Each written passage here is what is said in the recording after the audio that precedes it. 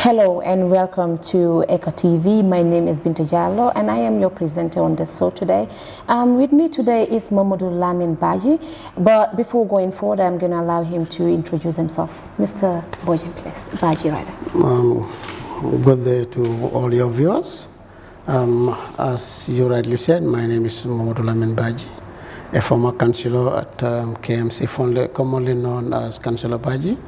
I used to be the councillor for Iboran New Joshua at KMC, where I was there for many years. Yes. And currently on the cyber? Yeah, and currently I am the Assistant Secretary General of the Fight Against Cyber Crime Committee that we have established recently to do a lot of advocacy and also build capacity, in partnership with other institutions to fight, cyber crimes or cyberbullying, as many people understand it. How did this whole thing started? I mean, of recent, we've been seeing a lot of condemnation on the social media because we witnessed something that happened to someone who is really not a small person in the country. So how did this committee came about? How did it start? Yes, we sat down and then started looking at, doing some little research of what is happening when it comes to issues of cyberbullying. We came to realize that there's numerous cases in this country that are cyber-related. And we also came to notice that there are no laws established by government or enacted by National Assembly to address issues of cyberbullying. So we think and believe that someone somewhere should start the campaign to bring those policies in place. That's the concept that brought the formation of this committee. And then we came together as young Gambians. We share views, and then we came to agree and created the organization. Now, looking at someone, or should I say a layman, watching at us right now, someone who doesn't understand what cyberbullying is, can you please explain what cyberbullying is? Cyberbullying is an act that traumatizes an individual. Cyberbullying is an act that someone can do through photoshopping. I can take your face and then, transplant it in another image, showing you naked. Putting you on a pornography is possible. By using the computer, you can do that. Okay. I can, make audios, sending, nasty words, insulting people, harassing people, intimidating people. These are all cyberbullying issues. And we feel that that is breaking the fabrics of this country. The Gambia is unique in a sense that we are all related. If we are one family, why should we allow to break our fabrics? Right. Then we said, I think there's a need that we go over there and remind people that Gambia is one family, that Gambia is one people. And Gambia to go forward, we must protect our leaders. We must protect the young people that are coming, that are going to be emerging leaders of tomorrow. Because like the cyberbullying does not only stop at our leaders. We know there are a lot of leaders in this country that have been harassed. Of course. We know there are a lot of people here, celebrities, that have been harassed.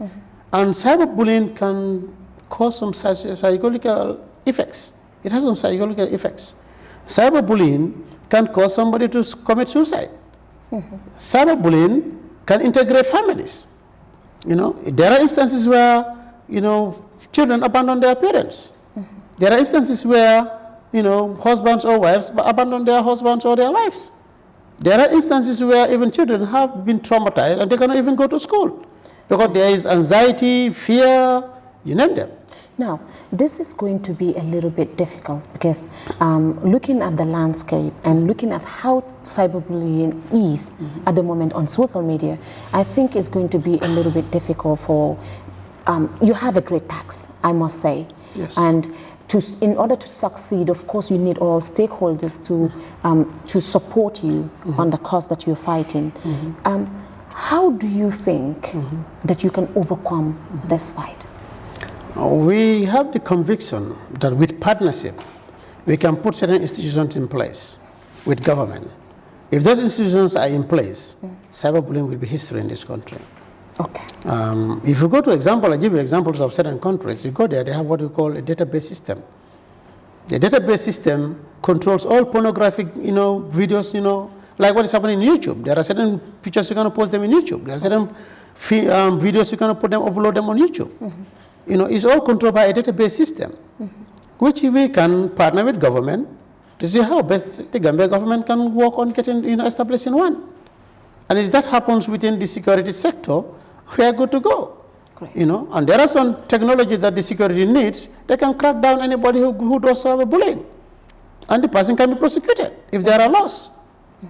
But now in the country, there are no laws that you can prosecute anybody on cyberbullying. And that's the problem. So that's why we are now engaged with the National Assembly, the Minister of Justice and the Interior, and Information and Communications, to come up with laws that will protect people. Laws that if somebody has committed a crime under cyberbullying can be prosecuted. Okay. This is the objective. So just to come on when you're talking about laws. Now, having the laws is one thing. Yes. I mean, making them active is another thing. Yes. Now, we are talking about prosecuting people who are found wanted. Do you have hope? Do you think the Gambian government can make this come to reality? Yes, of course. That's the conviction we have, because they need somebody to post them somewhere. It is us that are concerned as citizens. It is us citizens that are victims. Everyone is a victim. Today is somebody else, tomorrow it might be you. We are all potential victims of cyberbullying. Therefore, it is every government's responsibility to protect, and fight for cyberbullying to stop in this country. Okay. Of recent, I had a notable person who is under threat. Yeah. I just heard about it a few days ago. So these are things that we need to stop. And you cannot stop it if you don't take a move, if you don't make a move. Cyberbullying can destroy society. Cyberbullying can plug a nation to war. This is a very delicate matter. Yes. And the reason why I said it's a very delicate matter is having the laws in the Gambia here as a country, you still have people who are outside, and maybe, just maybe, most of the people who are doing this are not even in the country. So how can the law, if there is one, how can it affect those people? If anybody is found wanted, of course, and the person is not in the country, how do you prosecute that person? Oh, remember, the world is a global world. It's a global village. And, there's these international partnerships which can be established. Okay. And part of our programs is that we want to establish put a link between the Gambia Police Force and the international to enroll. That's why after this program, we're going to do a lot of engagements. We're going to engage the Interior Ministry and the police, so a lot of times to come up with an action plan that we're going to implement together. Because we're thinking of having bilateral relationship between the Gambia Police Force and other police forces internationally. Because some of us, there are some countries that, cyberbullying is punishable. It's punishable. It's not only, it's only maybe few like Gambia and others that are not, where cyberbullying is not punishable. But if you go to certain countries, cyberbullying is punishable. So if you partner with those people, obviously if someone does something wrong there, you can easily prosecute him. That's why you have the Interpol. Interpol is international. They can go and arrest anybody anywhere. So those possibilities are there. It depends on how do you establish your partnership with your sister forces. Okay. Yeah. How are you, quickly, before we end the interview, how are you going to establish or make this committee active, especially on social media on a daily basis or on a weekly basis? Do you have any platform? Do you, have any plans in continuing to fight against cyberbullying? Cyberbullying, this organization is not only doing this advocacy and stop there. Okay. We're establishing a secretariat. We're going to establish a secretariat, and we're going to run operate like an institution. We're going to have structures that are going to look into all these sectors of cyberbullying issues. Because we are not only like, we talked about prosecution.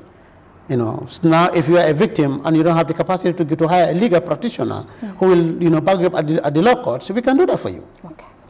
You can hire a lawyer to support you. Okay. And then, part of the plans is that we're going to have a free toll number that you can easily call and then lodge your complaint. And we will guide you how to get your, your proofs that, the guy have bullied you, and then the guy be prosecuted. And when it comes to children that are going to school, if they are bullied, after the prosecutions, we have plans that we can support their education by sponsoring them. These are all part of the plans that we have. We are not, because if you look at cyberbullying, if you want to address cyberbullying, you don't look at only the act. But what it comes around with, that goes around with it, there are victims of cyberbullying. Those victims, they need counseling and other support. So we're going to look at all those things and put them in place. Okay. So it's not we know it's not an easy task. It's a daunting task. We know that. But we also have looked at it in the wider perspective, and we have also done a little research to see what effects it has done in this country. There are a lot of problems in this country when it comes to cyberbullying. Okay. And somebody somewhere need to kick it off. Great. So our time. And we need to go out there and fight for it. Okay. Thank you very much, Mr. Badjie. And that was it. I am your presenter, Binta Jallow. Thank you for watching Eco TV. Bye-bye.